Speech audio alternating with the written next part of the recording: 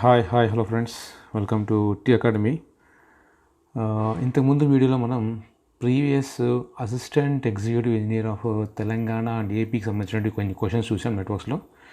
So next వీడియోలో అదే questions కొన్నిసార్లు వరకు రిపీట్ అయ్యాయి. సో అవి నేను రిపీట్ చేయట్లేదు. సో కొంచెం ఫోకస్గా ఉన్న మోడల్స్, డిఫరెంట్ మోడల్స్ మాత్రం ఈ వీడియోలో చేస్తున్నాను అనమాట. ఓకే, సో ఇక్కడ క్వశ్చన్ ఏమిటంటే,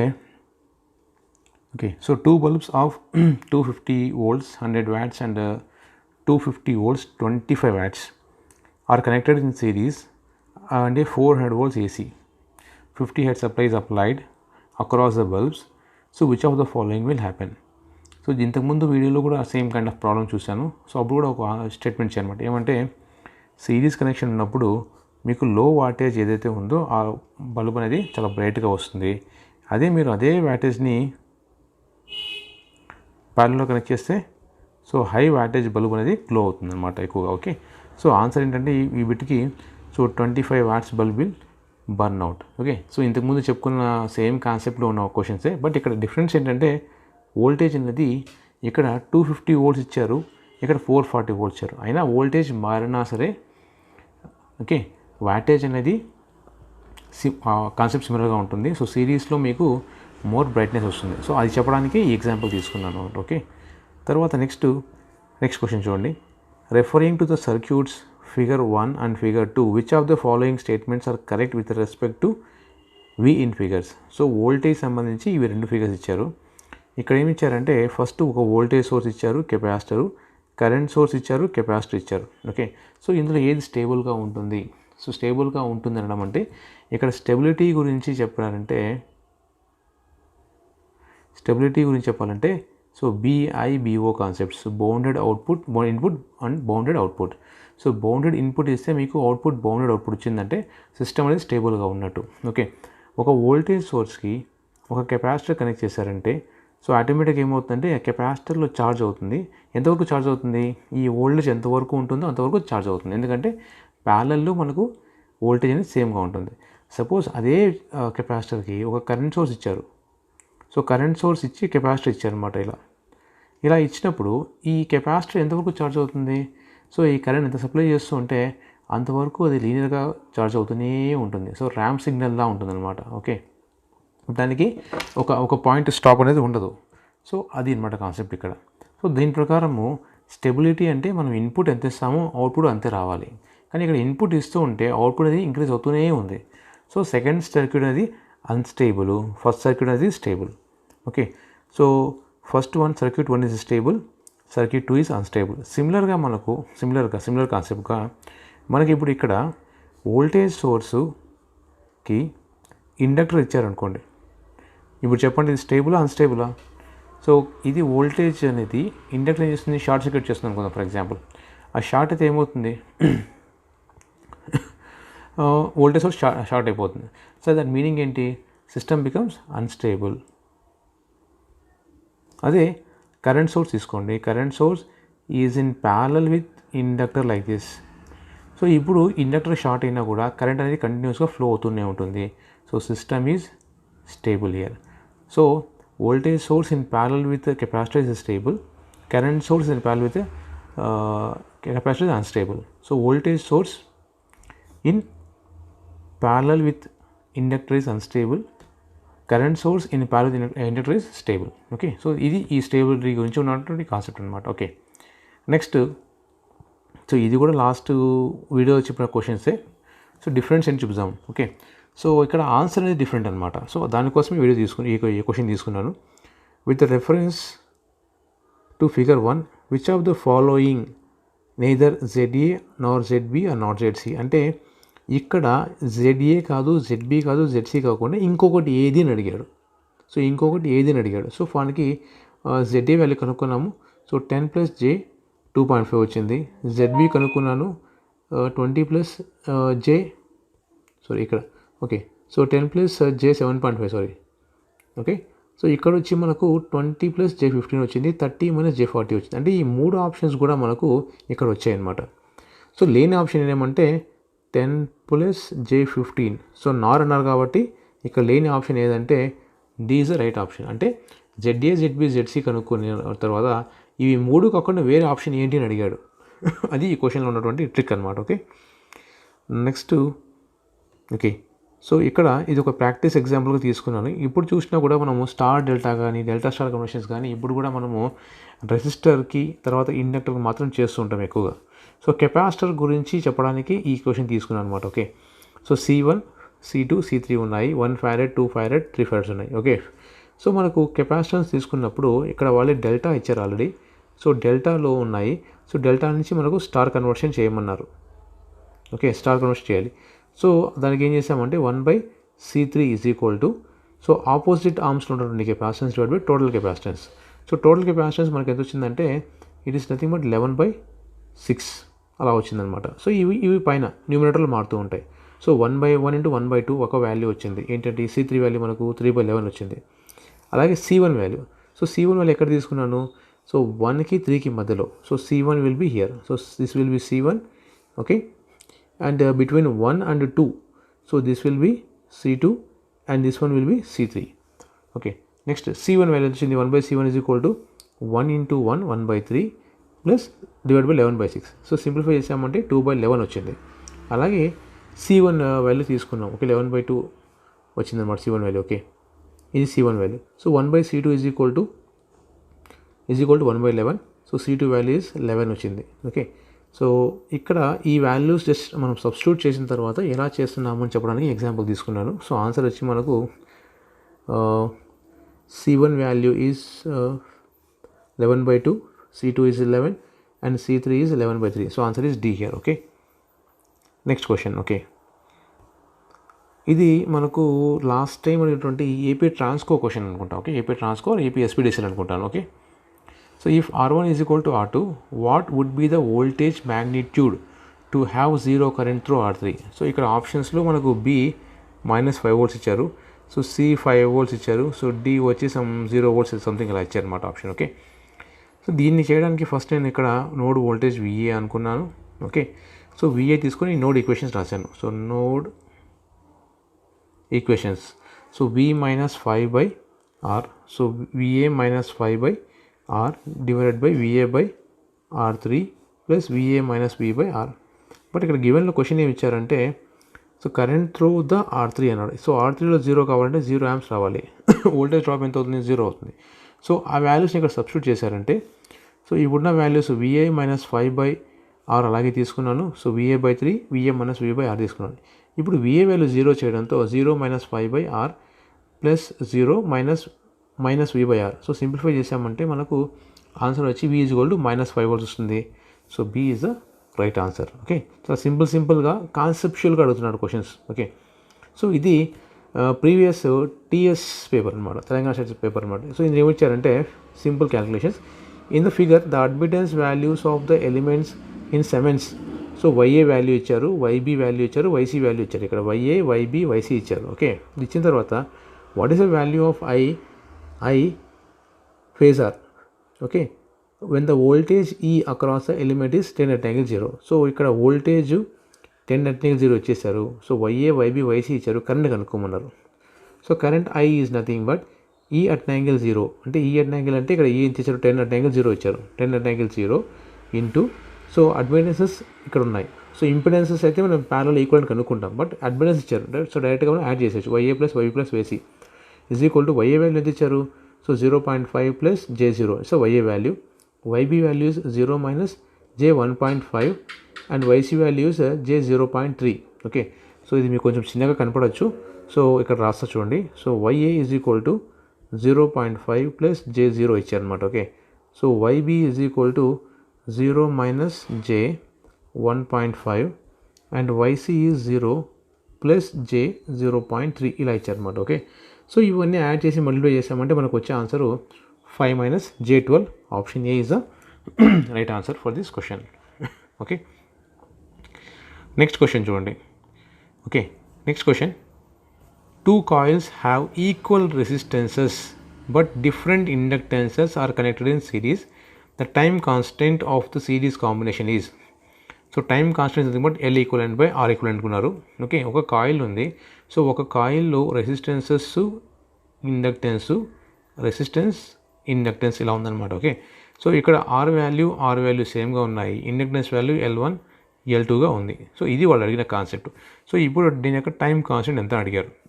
so R1 is equal to R ఇచ్చారు, బట్ R ఈక్వలెంట్ ఎంత మనకు ఈ సర్క్యూట్కి R plus R is equal to 2R. Okay, so R2 రాసుకున్నాను. నెక్స్ట్ L ఈక్వలెంట్ అనేది రాసుకున్నప్పుడు L1 ప్లస్ L2. సో ఎందుకంటే బోత్ ఆర్ నాట్ ఈక్వలెంట్ ఇచ్చారు, so L1 plus L2 వచ్చింది. So ఇప్పుడు tau is equal to okay L equivalent by R equivalent ఆ substitute చేశారంటే so మనకు time constant వస్తుంది. ఎంత వచ్చింది? So time constant is nothing but the average value of time 1 and time 2. So answer is average of the time constants of the both the individual coils here. So answer is B. Next one. So ఈ problem ఎందుకు తీసుకున్నానంటే ఇది చాలా simple ప్రాబ్లమే, but questions అనేవి ఏ విధంగా ఉన్నాయని చెప్పడానికి question తీసుకున్నాను. సో ఈ క్వశ్చన్లో ఒక అబ్జర్వ్ చేసిన పాయింట్ ఏంటంటే, ఎస్పెషల్లీ దీనిలో కాన్సెప్ట్ ఏం లేదు, బట్ అబ్జర్వ్ ఎందుకు తీసుకున్నానంటే ఈ ఆప్షన్స్ చూడండి. సో 1.08 ఇచ్చారు, 1.07 ఇచ్చారు, 0.92 ఇచ్చారు, 0.93. సో మీరు ప్రిసైజ్గా క్యాలిక్యులేషన్ చేస్తే తప్ప ఈ బిట్స్ ఇలాంటి బిట్స్కి ఆన్సర్ చేయలేము. సో ఎందుకంటే యావరేజ్ వాల్యూ అందరికీ 1.0 వచ్చేస్తుంది, 1.8 1.7 తెలియదు, బట్ ఇక్కడ ఫ్రాక్షన్స్లో అడిగారు. సో ఇది ఈ ఇంపార్టెన్స్ కోసమే ఈ క్వశ్చన్ తీసుకోవడం జరిగిందనమాట. ఓకే, సో క్వశ్చన్స్ కానీ కూడా ఈ విధంగా కూడా ఉంటాయి. సో సింపుల్ క్వశ్చన్సే, కానీ మీరు మ్యాథమెటిక్స్లో డివిజన్ మల్టిప్లికేషన్ ప్రాపర్గా చేయలేకపోతే ఇలాంటి బిట్స్కి ఆన్సర్ చేయలేరు, ఆటోమేటిక్గా ఒక మార్క్ అనేది తగ్గిపోతుంది. ఓకే, సో ఇలాంటివి కూడా ఉంటాయని చెప్పడానికి మాత్రమే ఎగ్జాంపుల్ తీసుకున్నాను. ఓకే, సో ఇది మనకు ప్రీవియస్ తెలంగాణ పేపర్ అనమాట. Okay, 4 resistances 3 ohms, 4 ohms, 5 ohms, 7 ohms are connected in parallel. Find the approximate conductance value of the resistor. So conductance value of the resistor అంటే కండక్టెన్స్ G వాల్యూ కనుక్కోవాలి. To be connected in parallel with circuit so that the equivalent conductance is 2 Siemens. Okay, 2 mho. So 2 mho ఇచ్చారు. So 1/3 తీసుకున్నాను, ఎందుకంటే resistance ఇచ్చారు, conductance కావాలి. So conductance is equal to reciprocal of resistance. So ఇక్కడ రెసిస్టెన్స్ని మార్చుకున్నాను. 4కి 1/4, 5కి 1/7 అండ్ 7కి 1/7 తీసుకున్నాను. ఇక్కడ ప్యారలల్గా ఇంకొక G వాల్యూ కండక్ట్ చేశారు. So okay parallel. Okay, resistance యొక్క కండక్టెన్స్ ఇచ్చారు. ఇవన్నీ కలుపుకుంటే ఎంత కావాలి? 2 కావాలి. ఓకే, సో రెసిస్టెన్సెస్ అనేవి ప్యారలల్లో ఉంటే మనకి ఏమవుతాయి? 1/R equal to 1/R1 plus 1/R2 plus ఆ కాన్సెప్ట్ వస్తుంది. కానీ ఇక్కడ నేను డైరెక్ట్గా కండక్టెన్సెస్ తీసుకున్నాను. సో కాబట్టి నేను డైరెక్ట్గా ఇవన్నీ యాడ్ చేస్తాను.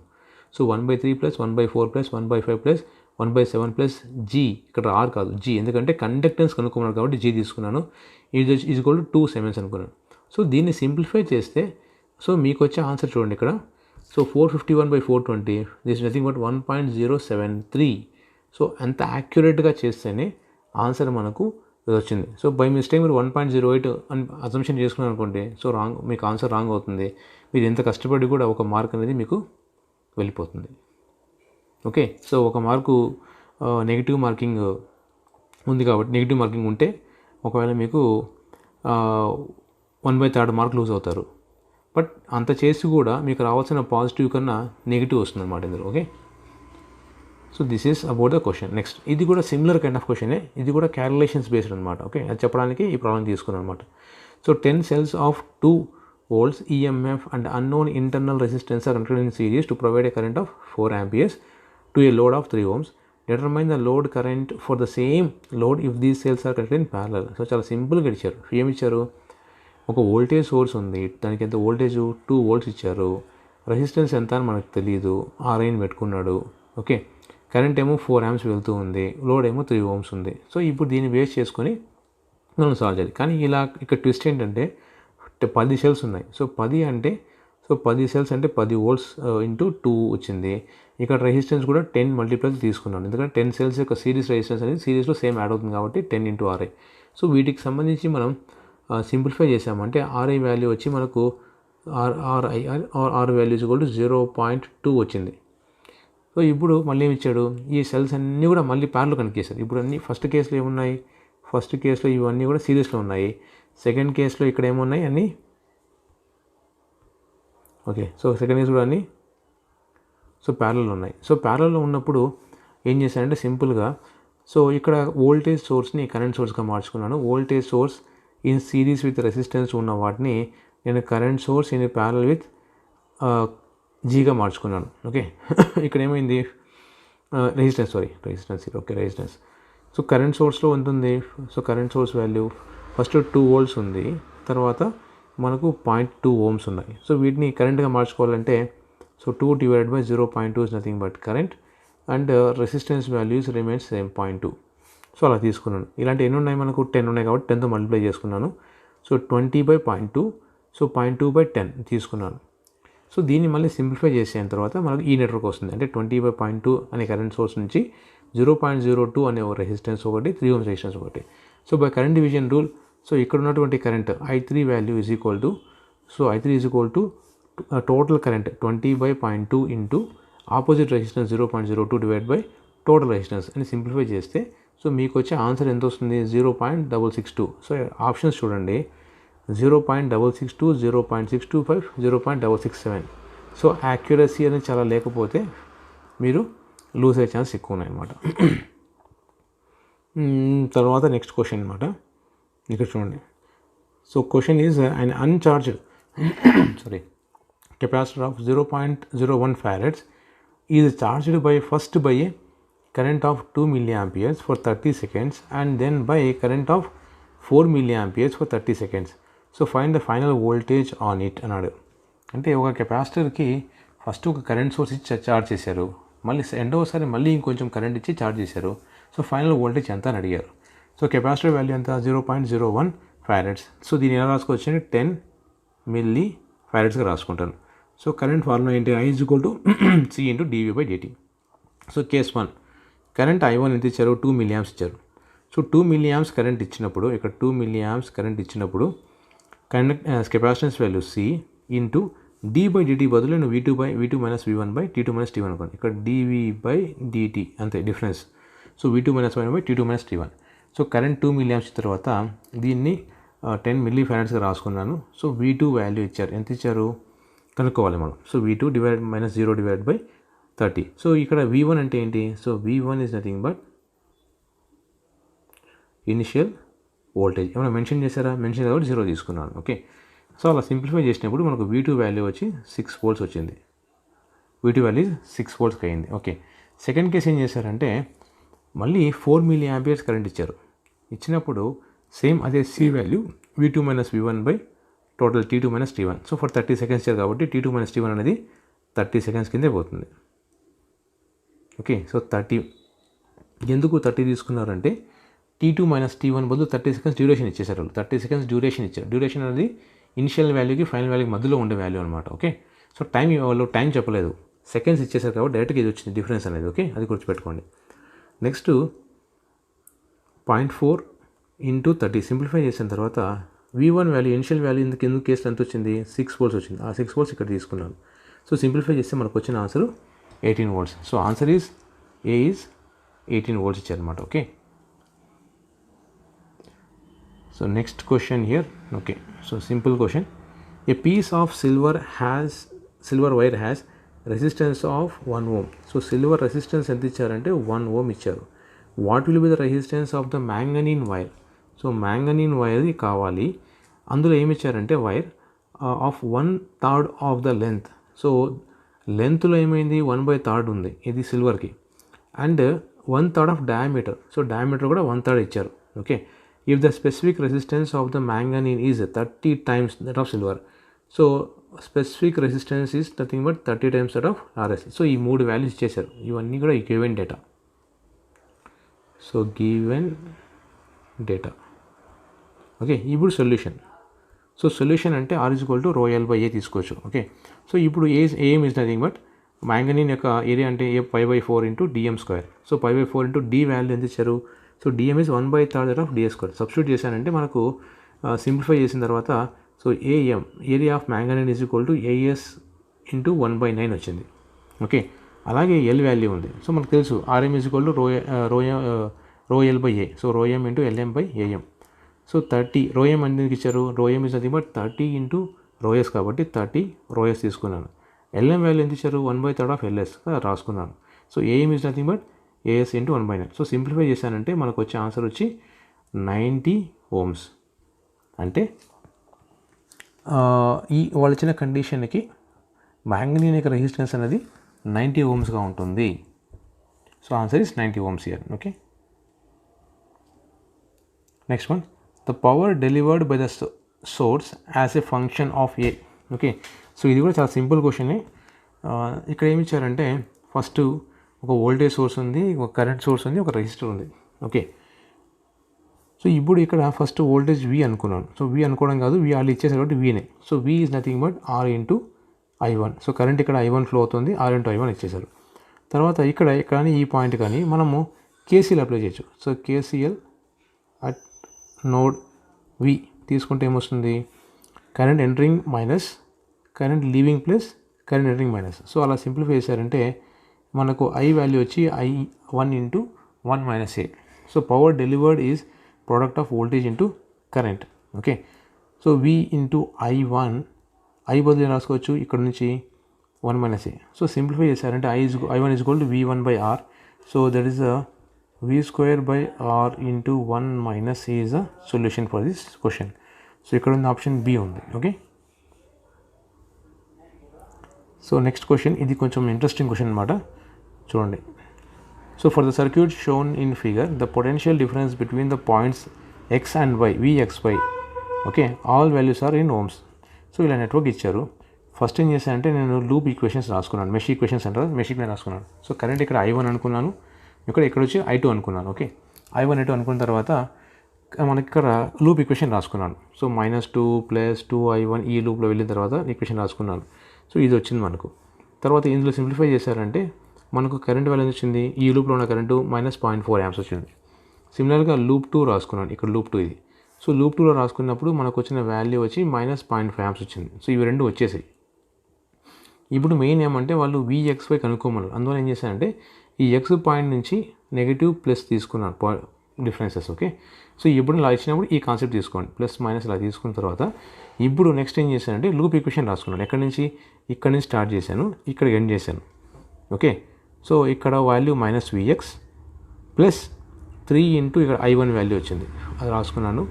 ఇక్కడ మళ్ళీ -4, ఇక్కడ మళ్ళీ +4, తర్వాత మళ్ళీ 5, ఇక్కడ వాల్యూ 5 ఇంటూ -0.5 ప్లస్ ఇక్కడ ఉన్న వాల్యూ VY. ఓకే, సో ఇలా సింప్లిఫై చేశారంటే VXY వాల్యూ మనకు -3.7 వచ్చింది. So or VYX is equal to 3.7 volts. So క్వశ్చన్లో అడిగినట్టు క్వశ్చన్కి ఆన్సర్ ఏమంటే -3.7 volts is the answer. Next question, find the ID, the diode current ID here, ID flowing through the diode and the VAB. So voltage across ఇక్కడ VAB. So VAB in the circuit shown assuming the diode is ideal. Okay, so దీన్ని ఏం చేసామంటే simplify చేసాం. ఎలా simplify చేసాము, by using source transformation technique, not SPT. So source transformation technique use చేసి voltage source సిరీస్లో ఉంటే కరెంట్ సోర్స్ ప్యారల్గా మార్చుకున్నాను, current source in series resistance ఉంటే దాన్ని ప్యారల్గా మార్చుకొని వోల్టేజ్గా మార్చుకున్నాను. సో వోల్టేజ్గా మార్చుకున్న తర్వాత ఇక్కడ ఒక VA వాల్యూ, ఇక్కడ K వాల్యూ, ఇక్కడ B వాల్యూ ఉంది. ఓకే, సో సింప్లిఫై చేసినప్పుడు యానోడ్ వోల్టేజ్ క్యాథోడ్ వోల్టేజ్ కన్నా ఎక్కువ ఉంటేనే డయోడ్ కండక్ట్ అవుతుంది అనుకున్నాను. ఓకే, అజంప్షన్ అనుకున్నాను, అజ్యూమింగ్ దట్ అనుకొని డయోడ్ ఆన్లో ఉంది అనుకున్నప్పుడు, సో డయోడ్ అనేది ఆన్లో ఉన్నప్పుడు ఇక్కడ -5 volts 2, ఇక్కడ వచ్చి 1 ohm ఉంది, ఇక్కడ 2 volts ఉంది. సో కరెంట్ వాల్యూ ఎంత వస్తుంది, 5 - 2 / 2 + 1 అంటే 1 amp వచ్చింది. సో ఓకే, సో ఇప్పుడు అదే పాయింట్లోనే డయోడ్ ఆన్లో ఉన్నప్పుడు ఇక్కడ నాకు వోల్టేజ్ కావాలి. సో అప్పుడు ఏం చేశారంటే -5 + 2 × 1 + VAB = 0. So -5 + 2 × 1 ohm plus voltage across AB points, ఇక్కడ A ఉంది, ఇక్కడ B ఉంది, = 0. సో సింప్లిఫై చేసామంటే మనకు 3 volts వస్తుంది. కరెంట్ ఎంత వచ్చింది, 1 amp వచ్చింది. సో డయోడ్లో వెళ్తున్న current 1 amp, voltage across AB is 3 volts. అంటే ఒకే క్వశ్చన్లో ఒకే క్వశ్చన్ టాప్ క్వశ్చన్ రెండు క్వశ్చన్లు అడుగుతున్నాను అనమాట. Okay, so next question, so ఇది మనకు AP Genco I think remember 2012 or 17 question అనుకుంటున్నాను. Okay, the alternating voltage sinusoidal across the current through the circuit are represented by A + JB and C + JD, the power in watts. So power in watts కావడానికి S = V × I conjugate తీసుకున్నాను. So దీన్ని simplify చేశారంటే, so ఇక్కడ C plus j d వీటికి conjugate కావాలంటే C minus j d అవుతుంది. So product just multiply చేసాము ఇక్కడ. సో మల్టిప్లై చేస్తే మనకు వచ్చిన ఆన్సర్ ఏమొచ్చిందంటే okay.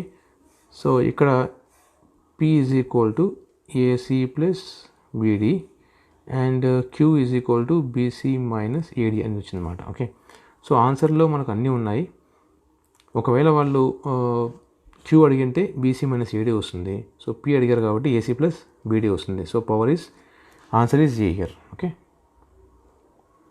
Next one, Tellegen's theorem is applicable to. So Tellegen's theorem ఏం చెప్తుందా అంటే ఇది discuss about the energy dissipation and energy supply.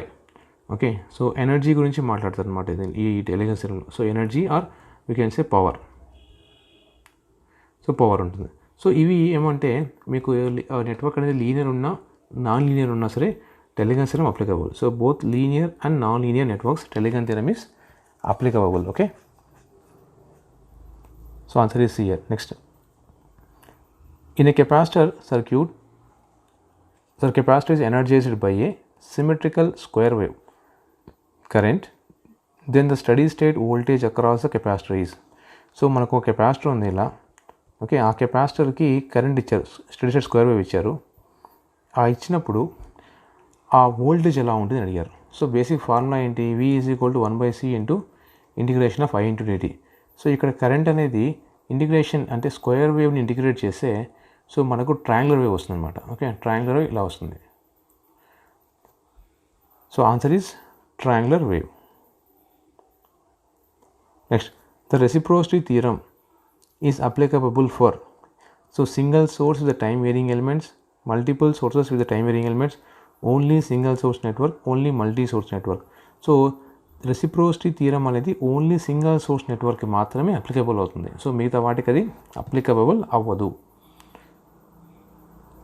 Next one, which of the following theorems enables a number of voltage or current sources to be combined directly into a single voltage or current source. So ఇక్కడ మనకు different theorem ఇచ్చారు. So ఆ correct option వచ్చి మనకు మిల్లీమన్స్ theorem. So Millman's theorem ఏం చేస్తున్నా అంటే దీన్ని ప్యారలల్ జనరేటర్ థియరమ్ కూడా అంటారు. సో ఒక voltage source in series resistance ఇలా ఉన్నప్పుడు మల్టిపుల్ సోర్సెస్ ఇలా సో ఇలా ఉన్నప్పుడు సో వీటిని మనము ఒక సింగిల్ వోల్టేజ్ సోర్స్గా మార్చుకొని ఇన్ సిరీస్తో రెసిస్టెన్స్గా మార్చుకోవచ్చు. లేదా దీన్నే మనము సోర్స్ ట్రాన్స్ఫర్మేషన్ టెక్నిక్ యూజ్ చేసి current source in parallel with రెసిస్టెన్స్గా కూడా పెట్టుకోవచ్చు అనమాట. So Millman's theorem will discuss about a single voltage sources. Okay. ఆ current source. Next one, so ఈ క్వశ్చన్ చూడండి. For the network shown in below figure, current I is 0, V is 20 volts, R is 0, I is equal to 10 amps. If now R is equal to 3 ohms, what is the value of the I? So ఇక్కడ just observe చేశారంటే current 0 ఉన్నప్పుడు open circuit voltage ఇచ్చారు. ఎంత ఇచ్చారు? 20 ఇచ్చారు. అదే current resistance 0 అయినప్పుడు short circuit అవుతుంది. సో IS ఎంత ఇచ్చారు? 10 amps ఇచ్చారు. సో దీని నుంచి మనం RTH కనుక్కోవచ్చా? So RT is equal to VOC by ISC. So 20/10. Okay. So answer ఏమొస్తుంది మనకు? 2 ohms వస్తుంది. సో ఇప్పుడు మనం ఏం చేయొచ్చు? ఓకే వెయిట్ ఓకే సరే ఇది రిలేట్ చేసి రాస్తాను. Okay wait. సో ఇప్పుడు ఏం చేయొచ్చు మనం? ఒక వోల్టేజ్ సోర్స్ తీసుకున్నారు. ఓకే. ఎంత VOC 20, రెసిస్టెన్స్ వాల్యూ వచ్చింది 2 వచ్చింది. సో ఇలా తీసుకున్నారు. ఇప్పుడు ఏం చేశారంటే దీనికి రెసిస్టెన్స్ ఒకటి యాడ్ చేశారు. ఎంత? 3 ohms. సో ఇప్పుడు ఏం అడిగారు? కరెంట్ అడిగారు. So current I is equal to 20 divide by total resistance 2 + 3 అంటే 5. కరెంట్ ఎంత మీకు? 4 amps. Answer is B here. So answer is 4 amps. B is the right answer. Next one. So ఈ క్వశ్చన్లో మీకు కనబడకపోవచ్చు. ఇక్కడ ఒక V ఇచ్చారు, ఇక్కడ ZS ఇచ్చారు. ఓకే. ఇక్కడ ZL ఇచ్చారు. The source impedance of ZS is equal to so 6 + j8 ఇచ్చారు. ఓకే. J8 ఇచ్చారు. In the circuit shown below, maximum real power transferred to the load impedance when the ZL is equal to. So maximum real power transfer అవ్వాలంటే ZL value అనేది ZS వాల్యూకి conjugate అవ్వాలి. అంటే ఏమవుతుంది? It is equal to 6 + j8 దీనికి conjugate. So ఇంతకుముందు already చెప్పుకున్నాం 6 + j8 conjugate అంటే 6 - j8. So answer is 6 - J8 here. Okay. Next one. E question low. In the following circuit, the switch is closed at t is equal to 0. The total energy lost in the resistor R is equal to 10 ohms is found to be 60 joules. If the value of R is reduced to 5 ohms, the energy lost in the resistor in joules. So ఇలాంటి కేసెస్లో ఏంటంటే రెండు capacitors ఒక resistor ఇచ్చినప్పుడు capacitor అనేది energy storage element, ఇవి energy transfer చేసుకుంటాయి. But resistor అనేది ఓన్లీ ఏమవుతుందంటే జస్ట్ అది ఒక ఎనర్జీని కంట్రోల్ చేయదు, ఎనర్జీ డిసిపేట్ మాత్రమే చేస్తూ ఉంటుంది. ఓకే, ఎనర్జీ అనేది డిసిపేట్ చేస్తుంది. ఇప్పుడు ఈ కెపాసిటర్లో ఉన్న ఛార్జ్ ఈ కెపాసిటర్ మూవ్ అవుతున్నప్పుడు, ఓకే, సో అప్పుడు మాత్రమే ఎనర్జీ అనేది డిసిపేట్ చేస్తూ ఉంటుంది. Okay, so energy loss is nothing but half into C1 C2 divide by C1 plus C2 into V1 minus V2 whole square. So ఇక్కడ V1 వాల్యూ వచ్చి 10 volts ఇచ్చారు, V2 వచ్చి 0, ఇనిషియల్గా ఉన్న voltage 0, C1 is equal to ఎంత 3, C2 is equal to 2 ఇచ్చారు. So అవి substitute చేశారంటే మనకు వచ్చే ఆన్సర్ ఏంటి 60 joules. అంటే ఎనర్జీ లాస్ అనేది మీరు 5 ohms పెట్టుకున్నా సరే 100 ohms పెట్టుకున్నా సరే energy loss is independent of R value. So independent of R value. So R value ఎంత ఉన్నా సరే ఎనర్జీ లాస్ అనేది సేమ్గా ఉంటుంది. సో అది ఈ కాన్సెప్ట్లో ఉన్న ఈ క్వశ్చన్లో ఉన్న concept. Okay, next question here. ఈ DC source has a open circuit voltage of VOC. So VOC is equal to 30 volts ఇచ్చారు and an internal resistance of RI is equal to 1.5 ohms ఇచ్చేసారు. ఈ load resistance is to be connected to the maximum power transfer. So maximum power transfer కావాలంటే so RL should be equal to RS is equal to RI here. అంటే ఎంత రావాలి? So 1.5 ohms ఇది RS వాల్యూ ఉంది, load value 1.5 అయిందంటే ఏమవుతుంది? Maximum power transfer అవుతుంది. సో అలా చేసుకోవాలి. So Pmax is equal to VTH square by 4 RTH. So VTH ఎంత 30. So 30 into 30 divided by RTH value 4 into 1.5. Okay, so simplification చేసామంటే మనకు వచ్చే ఆన్సర్ వచ్చి 150 watts. So answer is 150 watts here. Okay, so that's it for this session. So we will continue this previous year questions of AEE of AP and Telangana states in the next video. So if you like this video, please like the video and share it with your friends and subscribe to my channel. Have a nice day.